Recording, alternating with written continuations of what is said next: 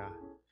전능하사 천지를 만드신 하나님 아버지를 내가 믿사오며 그 외아들 우리 주 예수 그리스도를 믿사오니 이는 성령으로 잉태하사 동정녀 마리아에게 나시고 본디오 빌라도에게 고난을 받으사 십자가에 못 박혀 죽으시고 장사한 지 사흘 만에 죽은 자 가운데서 다시 살아나시며 하늘에 오르사 전능하신 하나님 우편에 앉아 계시다가 저리로서 산 자와 죽은 자를 심판하러 오시리라. 성령을 믿사오며 거룩한 공회와 성도가 서로 교통하는 것과 죄를 사하여 주시는 것과 몸이 다시 사는 것과 영원히 사는 것을 믿사옵나이다. 아멘. 찬송가 490장 찬송합니다.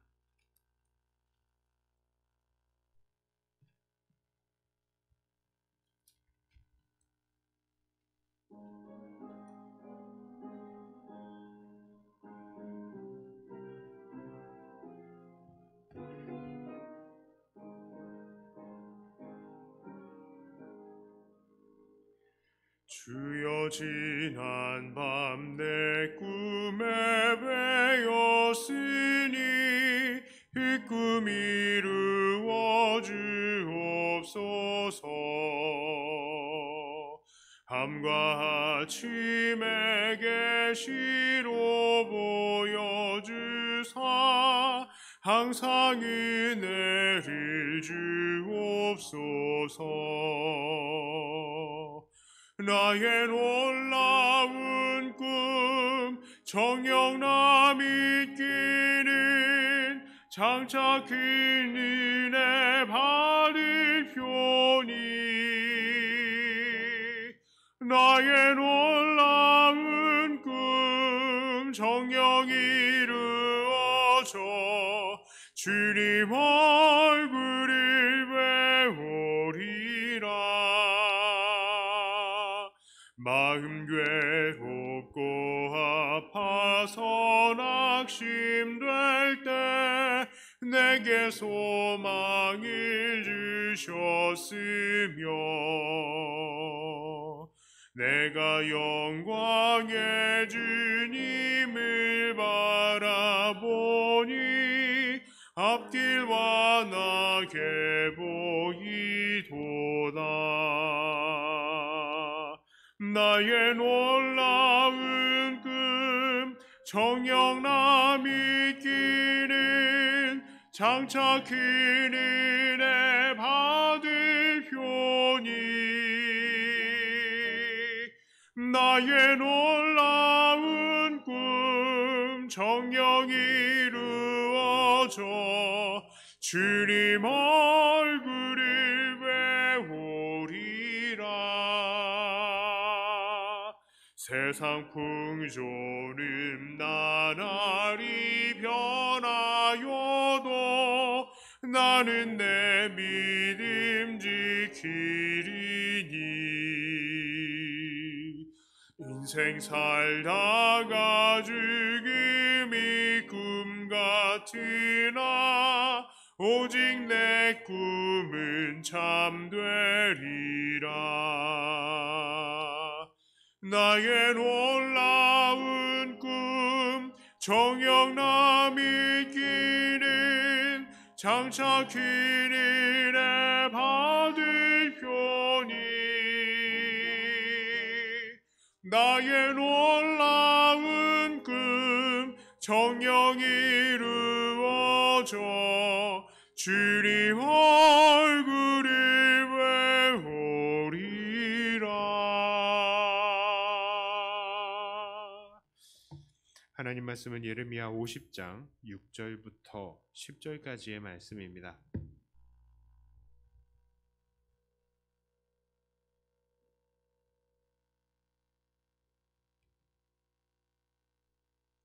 예레미야 50장 6절부터 10절까지의 말씀입니다. 잠시 광고 말씀 올립니다. 기도회를 마치고 30분이 되면은 예비 권사 후보들을 피택 권사님들은 저쪽에 개수실이죠. 3층 개수실에 거기서 모이도록 하겠습니다. 자, 6절부터 10절까지의 말씀을 저와 여러분들이 한 절씩 나누어서 읽도록 하겠습니다. 내 백성은 잃어버린 양떼로다.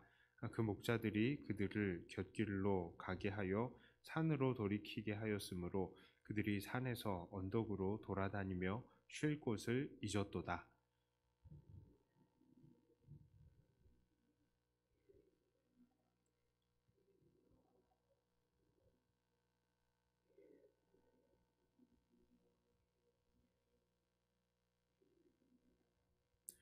너희는 바벨론 가운데에서 도망하라. 갈대아 사람의 땅에서 나오라. 양떼에 앞서가는 수렴소 같이 하라.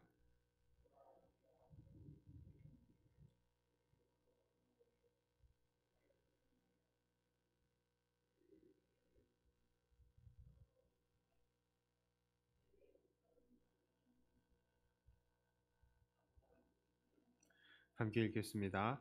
갈대아가 약탈을 당할 것이라. 그를 약탈하는 자마다 만족하리라. 여호와의 말씀이니라. 아멘. 자, 오늘 말씀은 바로 이 바벨론의 멸망에 관한 말씀입니다. 하나님께서는 유다가 망할 것을 말씀하시고 그 이후에 바벨론을 대항했던 모든 주변국들을 심판하실 것이다. 이렇게 이야기를 해놓고서는 이제는 그 모든 것들을 심판할 때에 쓰셨던 도구인 이 바벨론마저도 치실 것이다 라고 말씀을 하십니다. 여기서 우리는 조금 의아할 수도 있습니다. 아니, 그래도 바벨론은 하나님의 도구로 쓰임을 받은 것 아닙니까? 7절에서 그들이 말하는 것처럼 이스라엘이 하나님께 범죄를 해가지고 그들이 바벨론이 심판의 도구가 되어서 그들을 치는 거니까 이 바벨론은 무죄한 것 아닙니까? 뭐 이렇게 생각을 하실 수도 있을 거예요. 자, 그런데 바벨론에 대해서 하나님께서는 무엇이라고 평가하십니까? 11절은 이렇게 말씀하시네요. 나의 소유를 노략하는 자여. 나의 소유를 노략하는 자여. 너희가 즐거워하며 기뻐하고 타작하는 송아지같이 발굽을 구르며 군마같이 우는도다. 자, 14, 15절에서는요. 바벨론을 둘러 대열을 벌이고 활을 당기는 모든 자여. 화살을 아끼지 말고 쏘라. 그가 여호와께 뭐예요? 범죄하였습니다. 15절에서는요. 그 주위에서 고함을 지르리로다. 그가 항복하였고 그 요새는 무너졌고 그 성벽은 허물어졌으니 이는 여호와께서 그가 행한 대로 그에게 내리시는 보복이라. 그가 행한 대로 그에게 갚으시는도다. 자, 24절에는 뭐라고 나와 있습니까? 자, 바벨론아, 내가 너를 잡으려고 올무를 놓았더니 네가 깨닫지 못하여 걸렸고 네가 여호와와 싸웠으므로 발각되어 잡혔도다. 여호와와 싸웠대요. 29절에서는요. 활 쏘는 자를 바벨론에 소집하라. 활을 당기는 자여 그 사면으로 진을 쳐서 피하는 자가 없게 하라. 그가 일한 대로 갚고 그가 행한 대로 그에게 갚으라. 그가 이스라엘의 거룩한 자 여호와를 향하여 교만하였습니다. 자, 그렇습니다. 하나님께서는 이들 바벨론을 향해서 말씀하시기를 너희가 여호와께 범죄했다. 너희가 여호와와 싸웠다라고 하십니다. 그리고 그들이 이스라엘을 치고 성전을 무너뜨리고 백성들을 끌고 간 것에 대해서 너는 내 소유를 노략했다라고 말씀을 하시죠. 그렇습니다. 이들은 비록 유다의 사람들에게 말할 때는 이 너희가 너희 하나님께 범죄해서 우리를 치는 거야, 우리가 너희를 치는 거야, 이렇게 자기들이 말을 할지라도, 그렇다 하더라도 그들이 하나님의 백성을 치고 그들을 노략한 것은 죄고 악이다라는 것입니다. 오늘 주제와는 조금 벗어난 이야기이지만 이러한 악한 이들을 사용하시는 것을 보면 하나님께서는 그럼 악한 분이십니까? 이렇게 생각할 수도 있어요. 그러나 절대 그럴 수 없습니다. 사실 모든 이들이 악해서 하나님의 벌을 받아 마땅한 것이고 그들 중에 하나님께서는 바벨론을 택하셔서 그 악함을 발휘하도록 그냥 내버려 두신 것입니다. 우리 모두 다 그냥 놔두면 악해지잖아요. 그것입니다. 자, 여기서 정말 우리의 머리로 이해할 수 없는 하나님의 오묘하신 섭리를 우리는 볼 수 있는 거예요. 하나님은 하나님의 백성들을 야단치실 때에 이 악한 도구들을 들으셔가지고 이 하나님의 백성들을 야단치시지만 아무리 그럴지라도 이 백성들 버리지 않으시고 이 백성을 치셨던 도구를 갖다 버리시는 겁니다. 오늘 바벨론의 입장이 그러한 거예요. 하나님은 바벨론을 사용하셔서 유다를 벌하셨습니다. 하지만 바벨론의 입장은 바로 자식을 때리기 위해서 바로 쓰고 버린 회초리와 같은 그런 입장이라는 거예요. 이들이 아무리 하나님의 도구로 쓰임을 받았다라고 하지만 이들에게는 두 가지 벌받을 이유가 있었습니다. 그렇습니다. 앞서 말씀을 드렸듯이 첫째는 이들이 노력한 유다는 바로 하나님의 소유였다는 것이고, 두 번째는 이들도 하나님 앞에서 겸손한 자들이 아니었다라는 거예요. 자, 그러므로 오늘 우리는 이렇게 바벨론의 죄악들을 지적하는 이 하나님의 모습을 보면서 우리의 삶을 어떻게 교정해야 될지 생각을 해볼 수 있겠습니다. 첫째로 우리는 하나님께서 우리에게 허락하신 우리의 이웃들을 사랑해야 합니다. 자, 왜 그렇습니까? 우리 교회 식구들은 그들이 어떻게 보이건 상관없이 모두 하나님께서 우리에게 보내신 하나님의 소유이기 때문이에요. 이 바벨론 하나님의 소유 건드렸다가 이렇게 야단을 맞았잖아요. 우리가 한 명 한 명을 생각할 때에 하나님의 소유가 같잖아 보여도 이것이 정말로 귀한 하나님의 소유라는 것을 우리가 깨달아야 되는 것입니다. 자, 그러므로 우리가 우리의 이웃들을 향해서 취해야 될 태도는 오직 사랑밖에 없는 것입니다. 물론 우리들 교회에는 죄 짓는 사람에 대한 징계가 필요하기도 합니다.